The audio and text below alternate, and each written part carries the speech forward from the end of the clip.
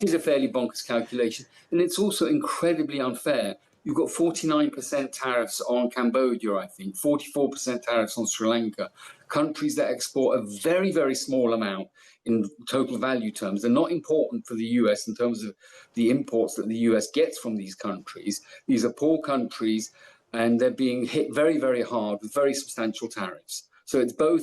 I think the way the calculation has been done is by and large bonkers, and I think it's deeply unfair. The FTSE 100 has recorded its biggest one-day fall in 8 months as Donald Trump's tariffs wiped off about $2.2 trillion off the global markets. But as Trump's trade war starts to really wreck on the world economy, what should the UK do next? Well, I'm joined by Michael Gasiorek, who's the director of the UK Trade Policy Observatory and a professor of economics at the University of Sussex. Michael, good evening to you. Good evening. Is this to be expected, what's happened to the markets today? Just give us some sensible view on it. Will they recover? Will it all align in time? Markets tend to react quite sharply to large, relatively unexpected announcements. Now, whilst everybody knew that Trump was going to make an announcement yesterday, the scale and the size of the sorts of tariffs that have been introduced, I think, has probably surprised and shocked quite a wide range of people.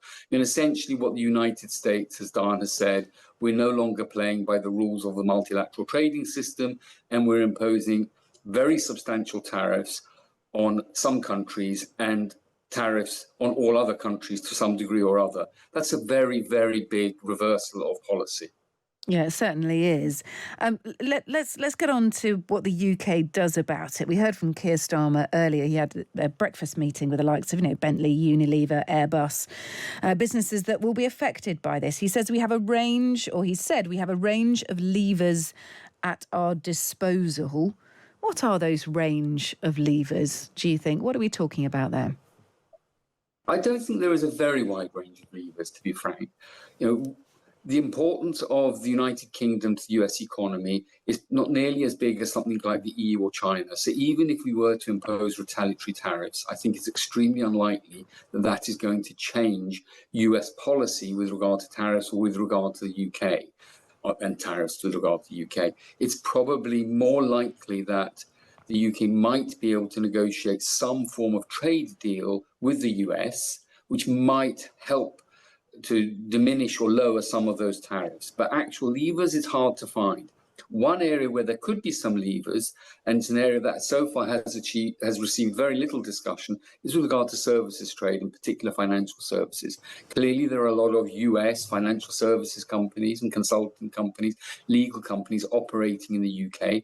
I guess there may be ways in which the UK could leverage that, but that would be, I think, more of a nuclear option, and I think it's really, really unlikely. I'm certainly not advocating for that, and I think it's very unlikely. We're told tonight that actually UK businesses do not favour anything of a retaliation in terms of tariffs. They certainly do not want to pull that particular lever. I mean, there is so much discussion about a UK trade deal. Is it hopeful talk? I mean, it would be naive of us to think that this could smoothly go through in a matter of weeks. We're dealing with an unpredictable president here. We're dealing with someone who likes to surprise and who may come up with a new reason why he doesn't want the trade deal that's been offered to him so far by the UK, or why he wants to make changes to that trade deal that may be unpalatable to the UK. If I can just briefly come back to what you said about businesses not wanting retaliatory tariffs, I think that's by and large sensible. We've lived in a world for the last 30, 40, 50 years where we believe that lowering tariffs is good for economic growth. If we thought that raising tariffs was a good thing, we would have done that, and we haven't done so. So to levy tariffs now on a retaliatory basis is probably harmful, almost certainly harmful for the UK economy. So I think the approach that the government is currently taking is sensible. Going on to the second part of your question, is it naive to think we could have a deal? One certainly has to be very realistic in that even if it were possible to get a deal, it's entirely possible that that deal would be revoked the next day. And the US, for example, has a free trade agreement with Mexico and Canada, yet that hasn't stopped Donald Trump from levying tariffs on those countries. So just having a deal, even if we could get one, doesn't necessarily mean exactly as you have said that it could get revoked the next day. That doesn't mean we shouldn't try and get a deal. It doesn't mean we shouldn't try and improve relations. But I wonder whether we should stop talking it up. We're kind of hearing so much about it, aren't we, from Keir Starmer, from Jonathan Reynolds. We're talking about it on the radio. We're asking everyone on whether they think it's likely, whether they think it's going to happen. Fair enough, the work goes on in the background. But I wonder whether whether Keir Starmer and Jonathan Reynolds, the government, are talking it up too much. They certainly spent the last few weeks talking up the prospect of this deal getting done before tariffs came into play. They were unsuccessful ultimately.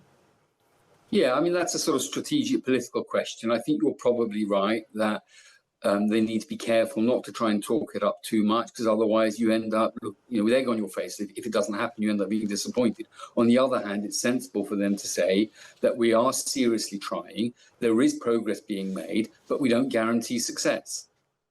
Yeah, which would be the sensible thing to say. But politically, of course, it may not be completely digestible.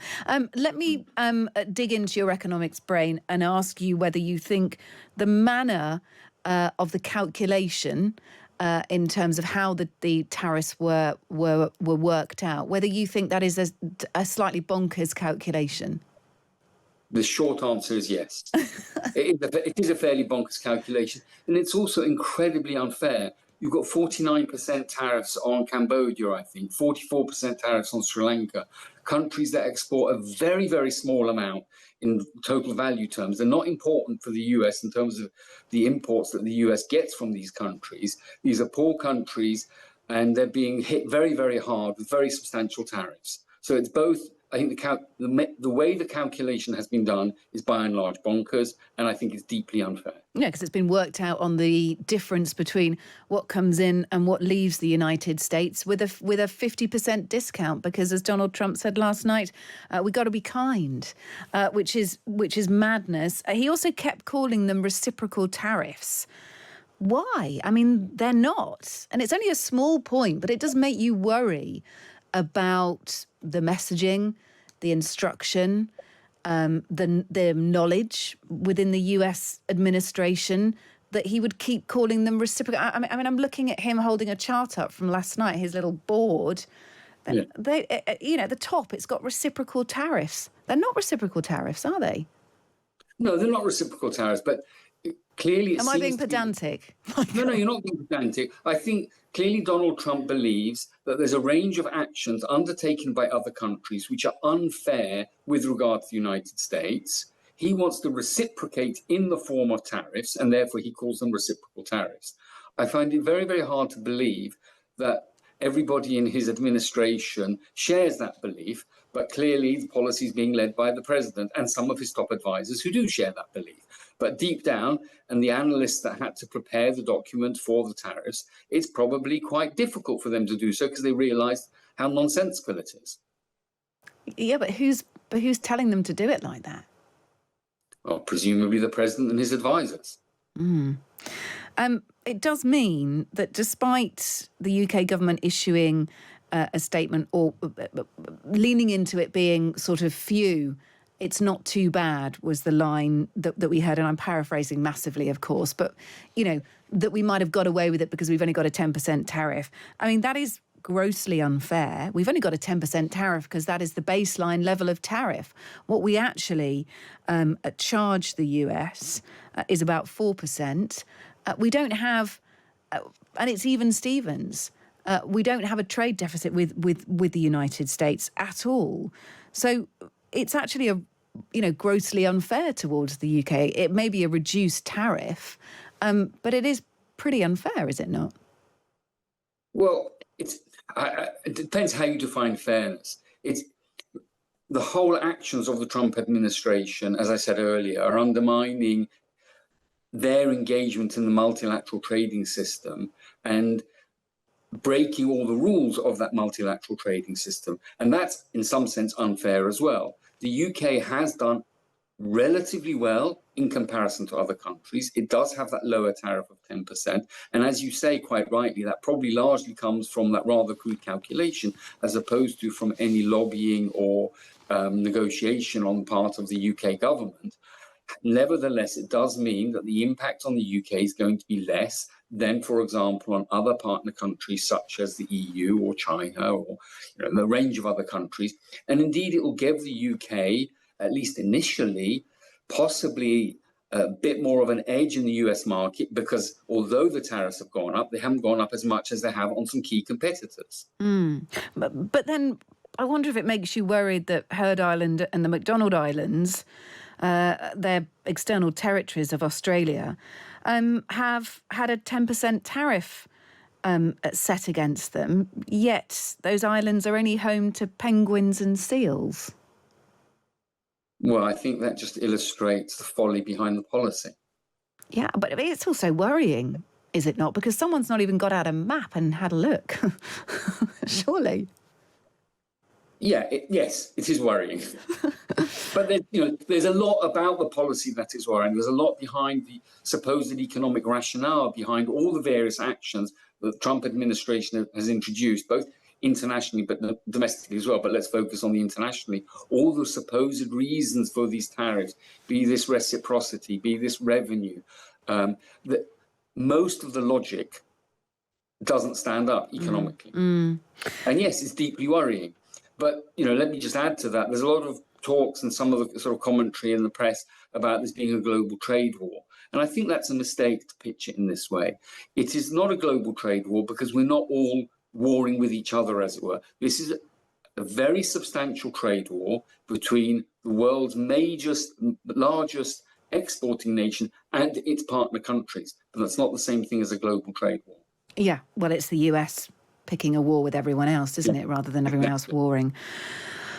Look, thank you for being with us. Really appreciate it. If anyone can get answers in on a postcard as to what penguins and seals can export to the United States that'll be applied, have a 10% tariff applied, please do send it in. Michael Gasiorek, thank you. Good to speak to you. Director of the Centre for Inclusive Trade Policy and Professor of Economics at the University of Sussex, also Director of the UK Trade Policy Observatory. Thanks for being with us.